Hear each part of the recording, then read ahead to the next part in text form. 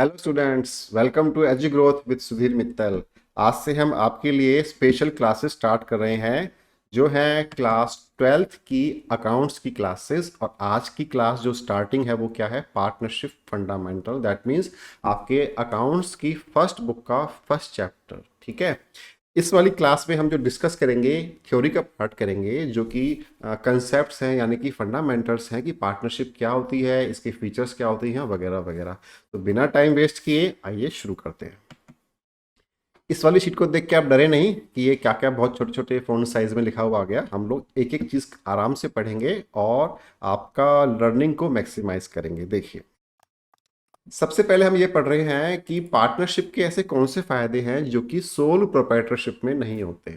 यानी कि in other words, sole proprietorship की क्या क्या लिमिटेशंस हैं जिनको हम पार्टनरशिप में ओवरकम कर लेते हैं। दैट मीन्स पार्टनरशिप में हम उनको, उन लिमिटेशंस को दूर कर लेते हैं।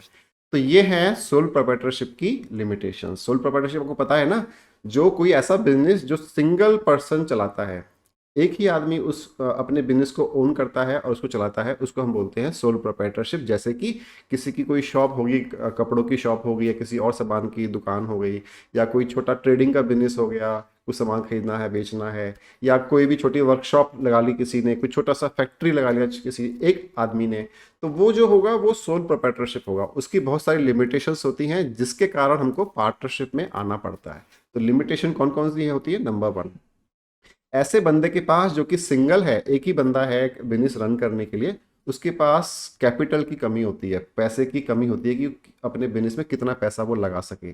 दूसरी बात, उसके पास स्किल्स भी सारी नहीं होती। कैसे मतलब, किसी बंदे के पास तो मार्केटिंग की स्किल्स होती हैं, कोई बंदा ना चीज़ों को सेल करने में बड़ा एक्सपर्ट होता है पर उसको प्रोडक्शन का काम नहीं आता।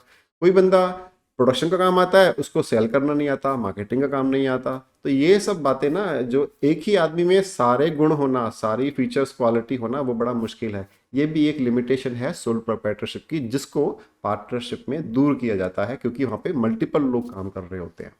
पॉइंट नंबर 3 देखो बेटे, लिमिटेड मैनेजरल कैपेबिलिटी। जैसे जैसे बिजनेस कोई बड़ा होता है तो उसको मैनेज करना भी एक अपने आप में ज़्यादा से ज़्यादा मुश्किल होता चला जाता है। तो बढ़ते हुए बिजनेस को मैनेज करने के लिए सिंगल ओनर काफ़ी नहीं होता, उसको पार्टनर्स चाहिए होते हैं, इसलिए हम पार्टनरशिप पढ़ रहे हैं। पॉइंट नंबर 4 देखिए, limited capacity to take risk. Single बंदा जो सोल प्रोप्राइटरशिप रन करता है बिजनेस में, उसके पास ना रिस्क लेने की कैपेबिलिटी काफ़ी कम होती है, क्योंकि पैसे का जो पावर है, जो पैसे की कैपेसिटी है उसके पास लगाने की, वो कम होती है, लिमिटेड होती है। जबकि पार्टनरशिप में ज़्यादा लोग होते हैं तो ये रिस्क की जो कैपेसिटी है वो भी बढ़ जाती है। लास्ट पॉइंट देखो इसमें, limited ability to grow business. Partnership में एक ये फ़ायदा होता है कि ज़्यादा लोग होते हैं ना, तो बिजनेस को काफ़ी बड़ा, ज़्यादा साइज़ का वो कर सकते हैं। जबकि सोल प्रोप्राइटरशिप में ऐसा नहीं होता। सिंगल पर्सन जो है वो अपने बिजनेस को बहुत ज़्यादा साइज में बड़ा नहीं कर सकता। क्यों? क्योंकि उसके पास कैपिटल नहीं है, उसके पास स्किल्स नहीं है इतनी, वगैरह वगैरह। तो ये सारे रीजंस थे कि सोल प्रोप्राइटरशिप की क्या लिमिटेशंस हैं और हम क्यों पार्टनरशिप पे हमको आना पड़ता है। आगे देखते हैं। देखिए, पॉइंट नंबर 2 में हम पढ़ रहे हैं कि पार्टनरशिप, जो हम टर्म ये बार बार आ रही है आपके सिलेबस में, तो अब बहुत बार आएगी। इस पार्टनरशिप वर्ड की, शब्द की क्या परिभाषा है, डेफिनेशन क्या है। हमारे कंट्री में, इंडिया में एक अलग से एक्ट ही बना हुआ है पार्टनरशिप के लिए, कानून बनाया हुआ है। नाम क्या है उस कानून का? Indian partnership act 1932। देखिए, इस वाले एक्ट में जो ये सेक्शन 4 है, ये डिफाइन करता है पार्टनरशिप को। क्या कहता है जी? Partnership is the relation between persons. यहाँ पे ध्यान देना, पर्सन नहीं बोला है, क्या बोला है? Persons. That means more than one persons की बात कर रहा है यहाँ पे। Between person who have agreed, जिन्होंने आपस में एग्री कर लिया है क्या करने के लिए? प्रॉफिट्स जो बिजनेस से होंगे, उन बिजनेस के प्रॉफिट्स को शेयर करने के लिए, आपस में बांटने के लिए, कि प्रॉफिट से, बिजनेस से इतना प्रॉफिट हुआ, उस प्रॉफिट को आपस में इस तरह से हम लोग डिस्ट्रीब्यूट कर लेंगे, ऐसा उन्होंने आपस में एग्री कर लिया है। ठीक है। और बिजनेस कैसा है? बिजनेस ऐसा है कि वो बिजनेस कैरी ऑन किया जाता है किसके द्वारा? या तो सभी के द्वारा, या फिर सभी के बिहाफ पे कुछ के द्वारा। अगर 10 पार्टनर हैं तो 10 में से 2 पार्टनर बिजनेस चलाते हैं, 8 पार्टनर स्लीपिंग पार्टनर है, वो बिजनेस में इंटरफेयर नहीं करते, लेकिन उन 8 के बिहाफ पे ही ये 2 लोग बिजनेस को चलाते हैं। तो ऐसा बिजनेस जिसमें या तो सारे पार्टनर्स ही बिजनेस को रन कर रहे हैं या फिर उस बिजनेस को कुछ पार्टनर बाकी के पार्टनर्स के बिहाफ पे रन कर रहे हैं। तो ये है जी पार्टनरशिप की डेफिनेशन। एक बार इस डेफिनेशन को पढ़ लेते हैं पूरा, ताकि आपको लैंग्वेज समझ में आ जाए कैसे लिखना है आपको। Partnership is the relation between persons who have agreed to share the profits of a business carried on by all or any of them acting for all. और देखो आगे, अब हम पढ़ रहे हैं जी कि पार्टनरशिप के ना कैरेक्टरिस्टिक्स क्या हैं, फीचर्स क्या हैं, एलिमेंट्स क्या हैं, इस तरह से। ठीक है, देखिए कम से कम 2 लोग होने चाहिए पार्टनरशिप बनाने के लिए। सिंगल तो होगा तो वो सोल प्रोप्राइटरशिप बन जाएगा, पार्टनरशिप नहीं कहला पाएगा। तो क्या हुआ, कम से कम मिनिमम 2 पार्टनर्स होने चाहिए। नंबर 2, मैक्सिमम कितने पार्टनर्स हो सकते हैं, 50। दैट मीन्स 2 से कम ना हो और 50 से ज़्यादा ना हो। ये हमारा पार्टनरशिप का नंबर ऑफ पार्टनर्स कितने होते हैं एक फर्म में, ये हमने बताया। और यहाँ पर हम डिस्कस कर रहे हैं कि these can not become partners. ये जो लोग हैं इनको पार्टनर किसी भी बिजनेस में नहीं बनाया जा सकता। कौन कौन, माइनर 18 ईयर्स से कम के लोग जिनकी एज 18 ईयर्स नहीं हो पाई है अभी, उनको पार्टनर नहीं बना सकते। नंबर 2, पर्सन्स ऑफ या पर्सन्स ऑफ अनसाउंड माइंड, जो मेडिकली फिट नहीं है, जिनको बताया गया है कि उनका जो है ना जो ब्रेन है वो ठीक से काम नहीं करता, ऐसे लोगों को भी पार्टनर किसी बिजनेस में नहीं बना सकते। और देखते हैं, person disqualified by any law, कानून ने या किसी कोर्ट ने एक किसी आदमी के बारे में, इंसान के बारे में बोला हुआ है कि ये जो बंदा है ये इसको आप किसी भी बिजनेस में पार्टनर नहीं बना सकते, तो आप उसको भी पार्टनर नहीं बना सकते। ऐसा क्यों होता है जी, कब होता है ऐसा, देखिए मान लीजिए किसी बिजनेसमैन ने कुछ फ्रॉड किया, बहुत बड़ा फ्रॉड किया, वो पकड़ा गया और उसके ऊपर कोर्ट में केस चला और कोर्ट ने उसको दोषी माना। अब उस पर्सन को अगर गवर्नमेंट ने कुछ सजा सुनाई या कोर्ट ने कुछ सजा सुनाई, तो फिर ऐसे पर्सन को ना आप किसी बिजनेस में, जब तक वो कोर्ट दोबारा से अलाउ ना कर दे, तब तक किसी बिजनेस में, नया बिजनेस में पार्टनर नहीं बना सकते। ठीक है, और क्या है, any national of enemy country, मान लीजिए हमारे कंट्री इंडिया ने किसी दूसरे एक कंट्री को अपना एनिमी कंट्री डिक्लेयर किया हुआ है, तो वहाँ का रहने वाला, वहाँ का नागरिक हमारे किसी बिजनेस में पार्टनर नहीं बन सकता। ठीक है, तो ये कुछ 3-4 तरह के लोग हैं जो कि हम पार्टनर्स में, किसी भी पार्टनरशिप फर्म में उसको इंक्लूड नहीं कर सकते। पॉइंट नंबर 4 देखिए कि कोई माइनर है, अभी हमने आपको बताया कि माइनर जो है उसको हम पार्टनर नहीं बना सकते, लेकिन प्रॉफिट में से शेयर किसी माइनर को दे सकता है। इसका एक रीज़न है, इसकी डिटेल में जाने की जरूरत नहीं है कि ऐसा क्यों होता है, वरना क्लास बहुत लेंथी हो जाएगी। आगे देखते हैं, agreement is a must, agreement होना बड़ा ज़रूरी है। बिना एग्रीमेंट के कोई पार्टनरशिप एग्जिस्ट ही नहीं कर सकती, ऐसा आप दिमाग में समझ के चलो। अगर एग्रीमेंट नहीं तो पार्टनरशिप भी नहीं। तो ये एग्रीमेंट एक ऐसा होना चाहिए, दिस कैन बी रिटर्न और ओरल, ये राइटिंग में भी हो सकता है और ये वर्बल, यानी कि आपस में लोगों ने कह करके एग्री कर लिया कि हम पार्टनरशिप का बिजनेस चलाएंगे, ऐसा भी हो सकता है, return as well as oral. Number 6 देखिए, business and profit motive, business होना चाहिए पहली बात। तो ये बिजनेस क्यों लिखा है हमने, जैसे किसी ने, कोई 2 लोगों ने मिलके कुछ चलाया और उन्होंने चैरिटी का काम किया कि गरीब लोगों के लिए कुछ हम सामान इकट्ठा करेंगे और उस सामान को पुअर लोगों में बांटेंगे, तो ये बिजनेस नहीं हुआ, ये तो एक चैरिटेबल एक्टिविटी हुई, तो इसको हम पार्टनरशिप नहीं कह सकते। और दूसरा, प्रॉफिट मोटिव होना चाहिए, है ना, प्रॉफिट मोटिव होना चाहिए। जो भी आप एक्टिविटी कर रहे हो उसका जो उद्देश्य है, पर्पज है, वो प्रॉफिट कमाना होना चाहिए। अगर ये नहीं है तो पार्टनरशिप नहीं माना जाएगा उसको।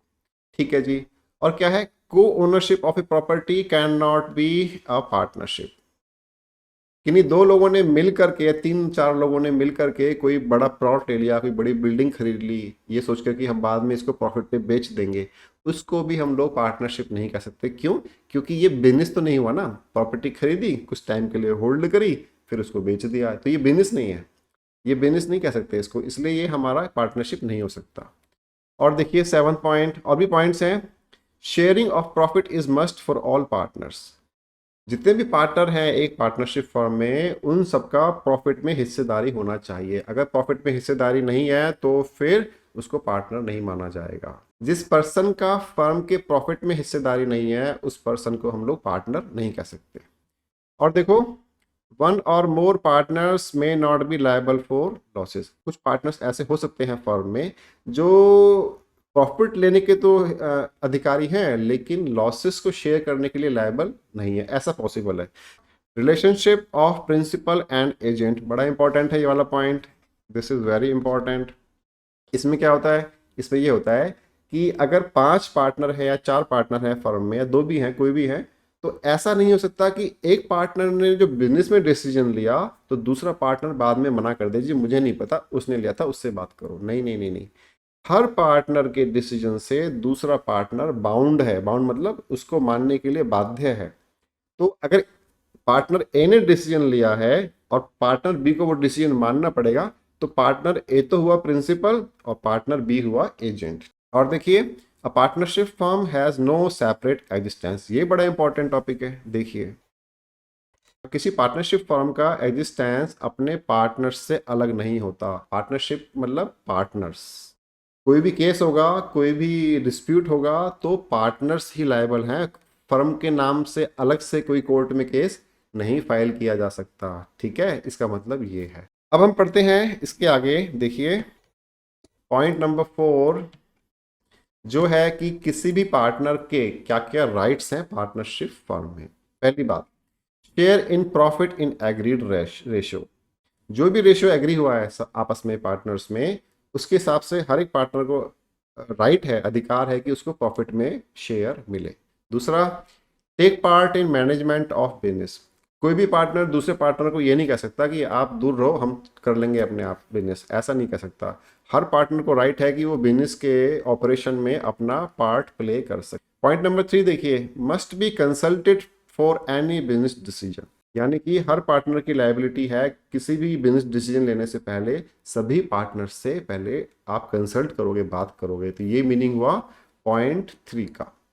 Point 4, can inspect and take copy of books of account, हर पार्टनर अपने बिजनेस की जो बुक्स ऑफ अकाउंट है ना, कितना प्रॉफिट हुआ, कितना लॉस हुआ, कितना खर्चा हुआ, कितना इनकम हुआ, कितना सेल हुआ, कितना परचेज हुआ, ये सारे इंफॉर्मेशन मांगने के लिए वो उसको राइट है, कोई भी दूसरा पार्टनर उसको मना नहीं कर सकता। ठीक है, नेक्स्ट देखिए, can disallow admission of a new partner, मान लीजिए 4 पार्टनर हैं, 3 पार्टनर ने डिसाइड किया कि एक 5वें बंदे को एक और पार्टनर बना लेते हैं हम अपने बिजनेस में, अगर वो 4th वाले ने मना कर दिया तो वो बंदा नया वाला पार्टनर नहीं बन सकता। तो किसी भी पार्टनर को ये राइट है कि किसी नए आने वाले पार्टनर को मना कर सकता है कि हम इसको पार्टनर नहीं बनाएंगे बिजनेस में, इस तरह से। नेक्स्ट देखिए, joint owner of firms properties, सारी जो प्रॉपर्टी होती है, मान लीजिए जो फर्म के नाम पे प्रॉपर्टी है, पार्टनरशिप फर्म के नाम पे जो प्रॉपर्टीज हैं, उस प्रॉपर्टी का ओनर हर एक पार्टनर अपने अपने गिवन रेशियो में होता है। ऐसा नहीं हो सकता कि प्रॉपर्टी में ओनर कोई पार्टनर है कोई पार्टनर नहीं है, ऐसा नहीं हो सकता। Interest on loans at agreed rate 6% if unspecified, सभी पार्टनर को ये अधिकार है कि अगर उन्होंने अपनी फर्म को, जिसमें वो पार्टनर हैं, उस फर्म को लोन दिया है कुछ, तो उस लोन की अमाउंट पर उनको इंटरेस्ट मिले। अब कितना इंटरेस्ट मिले, या तो ये वाली बात पार्टनरशिप डीड में लिखी हो, अगर नहीं लिखी हुई वहाँ पर, तो वहाँ पर उसको 6% पर एनम, 6% एक साल का इंटरेस्ट उसको मिलने का वो अधिकारी है।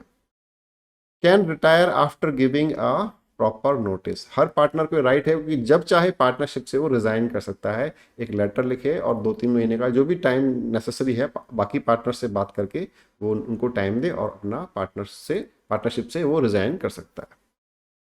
और देखिए, एक यहाँ पे एक नई बात आती है कि LLP क्या होती है, लिमिटेड लायबिलिटी पार्टनरशिप क्या होती है। देखिए, limited liability partnership means a partnership formed and registered under limited liability partnership act 2008।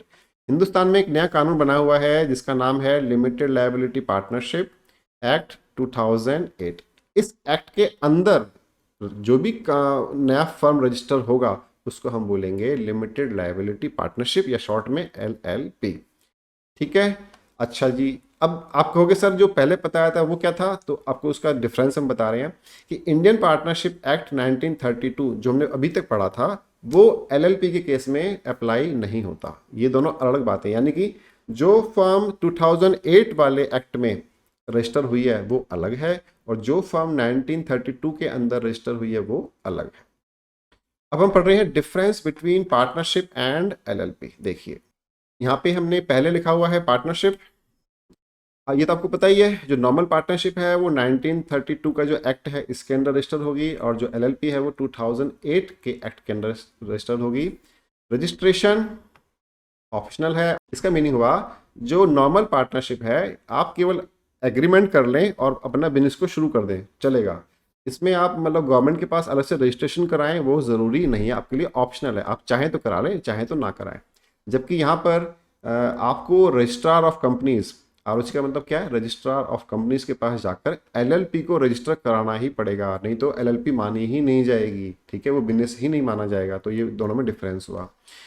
देखिए ये सेम बात हमने यहाँ पे भी लिखी हुई है क्रिएशन में दूसरे ढंग से, कि जो नॉर्मल पार्टनरशिप है वो तो एग्रीमेंट बनाते ही एग्जिस्ट करने लग जाती है, लेकिन जो एलएलपी है जब तक आप उसको रजिस्टर नहीं कराओगे, लॉ में कानून में उसकी रजिस्ट्री नहीं कराओगे, तब तक वो बिजनेस नहीं माना जाएगा। Becoming partner, a partnership can not become a partner in another partnership. इसका मीनिंग यह है कि एक नॉर्मल पार्टनरशिप फर्म किसी दूसरी पार्टनरशिप फर्म में पार्टनर नहीं बन सकती। इंडिविजुअल्स तो बन सकते हैं कि एक ही बंदा दो अलग या तीन अलग अलग फर्म्स में पार्टनर है, लेकिन एक partnership firm as a firm किसी दूसरी फर्म में पार्टनर नहीं बन सकती, जबकि एलएलपी बन सकती है। ठीक है ना, देखो an LLP can become partner in another LLP और पार्टनरशिप। जो लिमिटेड लायबिलिटी पार्टनरशिप में कोई फर्म है ये किसी दूसरी एलएलपी में या किसी दूसरी नॉर्मल पार्टनरशिप में पार्टनर बन सकती है, यहाँ पे ये पॉसिबल है। ऐसा क्यों है इसका हमने क्लैरिफिकेशन नेक्स्ट पॉइंट में दिया हुआ है। देखो यहाँ पे लिखा हुआ ना एंटिटी, ये क्या है, कानून की दृष्टि में जो पार्टनरशिप है नॉर्मल पार्टनरशिप, इसकी कोई लीगल एंटिटी सेपरेट नहीं है, यानी कि ये पार्टनर को ही मानती है, पार्टनरशिप फर्म को एक एज ए अलग लीगल पर्सन नहीं मानती, जबकि एलएलपी को नया एक्स्ट्रा सेपरेट लीगल पर्सन माना जाता है अपने पार्टनर से अलावा भी। जैसे कि किसी एलएलपी में मान लीजिए 3 पार्टनर हैं, तो यहाँ पे 4 पर्सन हो जाएंगे। कैसे, 3 तो पार्टनर हो गए वो अपने आप में अलग अलग इंडिविजुअल पर्सन्स हैं, और एक जो एलएलपी हुई ये भी पार्टनर एक अपने आप में अलग लीगल एंटिटी यानी कि पर्सन मानी जाएगी। इस तरह से परपेचुअल पार्टनरशिप, जो नॉर्मल पार्टनरशिप है वो परपेचुअल नहीं होती। परपेचुअल मतलब हमेशा चले, ऐसा नहीं होता, जबकि एलएलपी में ऐसा नहीं होता। एलएलपी में कोई पार्टनर डेथ हो भी जाए या कोई पार्टनर ना रहे, रिजाइन कर दे, तो भी एलएलपी अपनी जगह पे रहती है, उसमें नए पार्टनर और आ सकते हैं। तो ये परपेचुअल है एलएलपी, और नॉर्मल पार्टनरशिप परपेचुअल नहीं है। यहाँ पे हमने बताया आपको पार्टनरशिप में मिनिमम 2 लोग होने चाहिए, मैक्सिमम 50 लोग होने चाहिए, जबकि एलएलपी में सेम है कि मिनिमम 2 लोग ही होने चाहिए, मैक्सिमम पे कोई लिमिट नहीं है, कितने भी लोग हो सकते हैं एलएलपी में, कितने भी पार्टनर बन सकते हैं, कोई लिमिट नहीं है। और देखो ownership of assets, normal partnership में पार्टनरशिप फर्म के नाम से आप कोई भी असेट्स नहीं खरीद सकते, आपको पार्टनर्स के नाम पर ही असेट्स खरीदनी पड़ेंगी। कोई भी प्रॉपर्टी है ना तो पार्टनर्स तो खरीद सकते हैं, पार्टनरशिप फर्म के नाम पे नहीं खरीद सकते, जबकि एलएलपी में खरीद सकते हैं। ऐसा फर्म के नाम पे आप चाहे जो प्रॉपर्टीज ले सकते हैं, क्योंकि वो सेपरेट लीगल एंटिटी है। पार्टनर्स लायबिलिटी यहाँ पर होती है अनलिमिटेड। नॉर्मल पार्टनरशिप में पार्टनर्स की लायबिलिटी अनलिमिटेड होती है। क्या मीनिंग हुआ, अगर मान लीजिए ऐसा हो जाए कि जो फर्म है नॉर्मल पार्टनरशिप वो किसी डिस्प्यूट में फंस जाए, किसी स्कैम में फंस जाए, या उसका दिवाला निकल जाए, तो ऐसे केस में जो लायबिलिटीज़ हैं फर्म की उनको पे करने के लिए पार्टनर्स की अपनी पर्सनल प्राइवेट प्रॉपर्टी से भी पैसा निकाल के वहाँ पे दिया जा सकता है, जबकि एलएलपी में ऐसा नहीं है। एलएलपी में जो पार्टनर्स होते हैं केवल उतना ही पैसा देने के लिए लायबल हैं जितना उन्होंने अपने फर्म में एलएलपी में एज ए कैपिटल कंट्रीब्यूट किया है। अब हमने पॉइंट नंबर 7 में पढ़ा पार्टनरशिप डीड क्या होती है, उसमें मतलब क्या क्या बातें लिखी होती हैं। पहली बात कि हम पार्टनरशिप डीड को, देखिए हम पार्टनरशिप डीड को एक और नाम से बुलाते हैं आर्टिकल्स ऑफ पार्टनरशिप, ये आपको मालूम होना चाहिए। अच्छा यहाँ पे है कि ये जो अभी हमने बताया था कि जो पार्टनरशिप डीड है वो बहुत कंपलसरी है, इसके बिना पार्टनरशिप का एग्जिस्टेंस ही नहीं है, पार्टनरशिप बिजनेस ही नहीं माना जाता। तो वो डीड है, हमने आपको बताया था कि जो पार्टनरशिप डीड है वो ओरल भी हो सकती है और रिटर्न भी हो सकती है, यानी कि सिर्फ बोल करके पार्टनरशिप बन गई या किसी ने प्रॉपर एग्रीमेंट कराया उसको, उसके हिसाब से पार्टनरशिप बनी। तो इन दोनों में बेटर ये है कि उस पार्टनरशिप डीड को लिख के किया जाए, रिटर्न में किया जाए, ताकि बाद में कोई डिस्प्यूट ना रहे।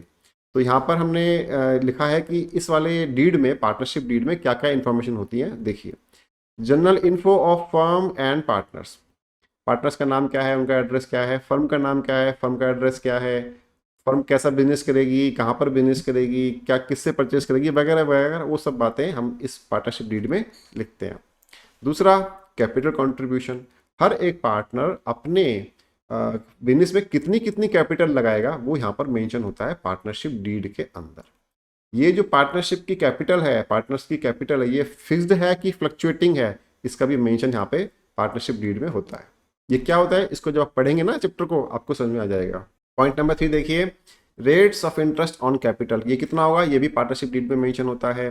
कौन पार्टनर कितना कितना ड्राइंग निकालेगा अपने खुद के पर्सनल खर्चे के लिए, कितना फर्म से पैसा निकालेगा, कब कब निकाल पाएगा, ये भी मेंशन होता है इसके अंदर। और जो ड्राइंग्स हैं उन पे कितना इंटरेस्ट पे करना है, जो पैसा पार्टनर्स ने निकाल लिया बिजनेस में से अपने खर्चे के लिए, उस पर वो कितना इंटरेस्ट देने के लिए लायबल है, वो भी लिखा होता है। तो इस तरह से यहाँ पे सारी इन्फॉर्मेशन दी होती है ना। उनका प्रॉफिट शेयरिंग रेशियो क्या है, प्रॉफिट को किस रेशियो में वो लोग आपस में शेयर करेंगे, ये सब वो लिखा होता है। किसी पार्टनर को सैलरी मिलनी है कि नहीं मिलनी है, ये बात भी लिखी होती है। पार्टनरशिप फर्म में मान लो कोई नया पार्टनर आए या पुराना पार्टनर जाए, इस तरह से, तो गुडविल के पैसे भी वो वहाँ पे निकालने पड़ते हैं। तो वो कैसे कैलकुलेट होगी गुडविल, कि उसका मेथड क्या होगा, ये भी मेंशन होता है उस पार्टनरशिप डीड के अंदर। किसी पार्टनर को एडमिट करना है पार्टनरशिप में या उसका रिटायरमेंट होना है, तो क्या रूल्स एप्लीकेबल होंगे, ये रूल्स भी उस डीड में लिखे होते हैं। और सेटलमेंट ऑफ डिस्प्यूट, अगर पार्टनर्स में आपस में झगड़ा हो जाए तो झगड़े का निपटारा कैसे होगा, इसका प्रोसेस भी उसी डीड के अंदर लिखा होता है। तो ऐसी बहुत सारी बातें होती हैं, तो हमने आपको शॉर्ट में बता दिया, थ्योरी के हिसाब से बहुत ज़्यादा आपका इंपॉर्टेंस नहीं है एग्जाम पॉइंट ऑफ व्यू से, लेकिन आपको पता होना चाहिए, इसलिए आपको ये जानना ज़रूरी है। और देखिए, अब जो है सबसे इम्पॉर्टेंट टॉपिक आया है इसमें, जो आपके प्रैक्टिकल क्वेश्चंस को सोल्व करने के लिए बड़ा इम्पॉर्टेंट है। वो क्या, कि अगर ऐसा हो जाए कि पार्टनरशिप बिजनेस में पार्टनरशिप डीड नहीं लिखी गई, एब्सेंस ऑफ पार्टनरशिप डीड का वहाँ पे उन्होंने डीड बनाई ही नहीं, राइटिंग में डीड बनाई ही नहीं, या अगर बनाई भी तो वो किसी किसी बात की क्लैरिफिकेशन उस डीड में है नहीं। दैट मीन्स डीड बनाई लेकिन किसी बात का जो क्लैरिटी है वो डीड में मिलता ही नहीं है पढ़ करके, तो कैसे डिसीजन लेंगे, डिस्प्यूट को कैसे सोल्व करेंगे, वो यहाँ पे हम लिख रहे हैं। इंपॉर्टेंट बात इसमें यह है कि ना, ये सब बातें हैं जो आपके आने वाले क्वेश्चंस हैं उनकी क्वेश्चन स्टेटमेंट में लिखी होती हैं, उसके हिसाब से आपको जज करना पड़ता है। तो जब तक आप ये वाला नहीं समझेंगे ना, तब तक आप ये क्वेश्चंस को सोल्व करना बड़ा डिफिकल्ट हो जाता है। देखिए, profit and losses are to be shared equally. अगर पार्टनरशिप डीड नहीं है या पार्टनरशिप डीड ने ये मेंशन नहीं किया कि प्रॉफिट कैसे शेयर करने हैं, तो इक्वली होंगे जी, इक्वल इक्वल बटेंगे सारे प्रॉफिट पार्टनर्स के बीच में, ठीक है। चाहे किसी भी पार्टनर ने कितना भी कैपिटल लगाया हो, कम या ज़्यादा, लेकिन प्रॉफिट कैसे बटेंगे, इक्वली, अगर पार्टनरशिप डीड नहीं है तो। दूसरा, कैपिटल पे कोई इंटरेस्ट नहीं दिया जाएगा, ठीक है जी। अगर पार्टनरशिप डीड नहीं है या उसमें मेंशन नहीं है ये वाली बात, तो जो पार्टनर्स ने जो कैपिटल लगाई उस पर कोई भी इंटरेस्ट नहीं दिया जाएगा, ऐसा रूल है। और क्या है ये, even if partnership deed says interest on capital is to be given, it will be given only when there is sufficient profit earned। ऐसा नहीं हो सकता कि प्रॉफिट तो हुआ है थोड़ा सा ही और इंटरेस्ट देना पड़ रहा है ज्यादा कैपिटल पे, ऐसा नहीं हो सकता। लॉस है तो इंटरेस्ट ऑन कैपिटल नहीं दिया जाएगा, चाहे पार्टनरशिप डीड में लिखा क्यों ना हो। लेकिन अगर प्रॉफिट है और वो कम है और इंटरेस्ट ऑन कैपिटल ज़्यादा बनता है, तो जितना प्रॉफिट है उतना ही बटेगा। ऐसा नहीं है कि इंटरेस्ट ऑन कैपिटल की वजह से फर्म जो है वो लॉस में आ जाए, ऐसा नहीं हो सकता। यहाँ पे इसका मीनिंग ये है। दूसरा, कोई भी पार्टनर अपनी फर्म को ड्राइंग्स पे इंटरेस्ट देने के लिए लायबल नहीं है अगर पार्टनरशिप डीड नहीं है तो, ठीक है जी। यानी कि अगर पार्टनरशिप डीड नहीं है ना, तो ना तो कैपिटल पे इंटरेस्ट मिलेगा ना ड्राइंग्स पे इंटरेस्ट देना पड़ेगा पार्टनर्स को। और देखिए, नो सैलरी और commission is payable to partners. कोई सैलरी नहीं मिलेगी किसी पार्टनर को, कोई कमीशन नहीं मिलेगा अगर पार्टनरशिप डीड में ऐसा नहीं लिखा हुआ तो। लिखा हुआ है तो देना पड़ेगा। अगर पार्टनरशिप डीड है ही नहीं और डीड है भी लेकिन उसमें सैलरी और कमीशन का कोई जिक्र नहीं है, तो भी कोई भी पार्टनर को सैलरी या कमीशन नहीं मिलेगी पक्का। और देखिए, इंटरेस्ट ऑन लोन, अगर किसी पार्टनर ने लोन दिया है अपनी फर्म को, तो उसको केवल 6% का ही ब्याज मिलेगा, इंटरेस्ट मिलेगा। अगर फर्म प्रॉफिट कमाए या ना कमाए, दोनों ही केस में उसको 6% का इंटरेस्ट मिलने के लिए वो उसको राइट है पार्टनर। सिंपल भाषा में समझ लीजिए, अगर किसी पार्टनर ने अपनी फर्म को लोन दिया है, उस लोन पर 6% ब्याज उसको मिलेगा ही मिलेगा, चाहे फर्म को प्रॉफिट हो या ना हो। ये हम कब बता रहे हैं? जब पार्टनरशिप डीड नहीं है। अगर पार्टनरशिप डीड है और उसमें कुछ और लिखा हुआ है तो जो लिखा हुआ है वही माना जाएगा, ठीक है ना, ये आप ध्यान रखिए। लास्ट पॉइंट देखिए, without the consent of all existing partners no new partner can be admitted to the firm. जब तक सारे पार्टनर आपस में एग्री ना कर लें तब तक आप अपने बिजनेस में एक नया पार्टनर बाहर से नहीं ले सकते। तो ये थे रूल तब जबकि हमारे पास पार्टनरशिप डीड नहीं है, एब्सेंस ऑफ पार्टनरशिप डीड है, इस केस में ऐसे रूल एप्लीकेबल होंगे। खास बात क्या है यहाँ पे, ये रूल तो यहाँ पे हैं अपनी जगह, लेकिन फिर भी अगर पार्टनर्स आपस में एग्री कर जाएं तो इन रूल्स में कुछ भी चेंज कर सकते हैं, तो वो जो चेंज किया है वो माना जाएगा। तो ये सब जो बातें हैं ना, ये आपकी जो आपकी क्वेश्चन स्टेटमेंट लिखी होती है उसमें लिखे होते हैं, तो हमको क्वेश्चन स्टेटमेंट बहुत ध्यान से पढ़ करके फिर क्वेश्चन को सोल्व करना है। हम इसको बहुत ईजी बना देंगे आपके लिए, जैसे जैसे आप आने वाले टॉपिक्स में आएंगे, क्लासेस में आएंगे। तो ये थी हमारी पहली क्लास। इस क्लास के बाद हम जो नेक्स्ट क्लास में मिलेंगे, अब धीरे धीरे हम इसके ना प्रैक्टिकल क्वेश्चंस की तरफ मूव करेंगे ताकि आपको अपने क्वेश्चंस में और एक्सपर्टीज हो जाए। तो हम आपसे मिलेंगे अब नेक्स्ट क्लास में बहुत जल्दी, जो होगा पार्ट नंबर 2। तब तक के लिए बाय बाय।